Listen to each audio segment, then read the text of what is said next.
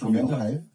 Ich bin vom Weird Weekender und ich freue mich jedes Jahr aufs Neue, aufs Hardline. Kann ich als Festivalkollege sagen, dass das das beste Genre für Festival in Deutschland ist, mit Abstand.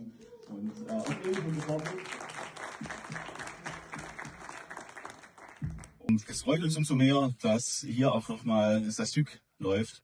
Ein Grund, wieso Kane hier steht, abgesehen davon, dass er seit gestern Abend nicht mehr von der Seite weicht, er hat die schönste Review, Letterboxd Review zu Sasuke geschrieben. Das war nur ein Wort, du kannst ja vielleicht nochmal wiederholen. Sasüs. Ja.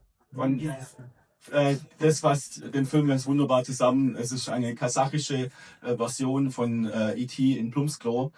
Mit einer schönen Prise schwarzen Humor, aber ganz, ganz viel Herz. Wir hatten ein schönes Q&A mit dem Regisseur letztes Jahr, der ist auch ganz toll. Und das perfekte Einstieg in den Festival-Sonntag. Ja, wir waren auch alle ganz begeistert. Das Publikum war begeistert, deswegen hat es den Publikumspreis gewonnen, hat der Film den Publikumspreis gewonnen beim Weird Weekender.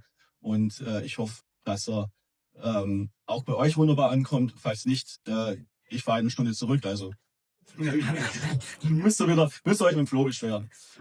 Der hat uns auch auf die Bühne gelassen. Naja, dann viel Spaß. Ja.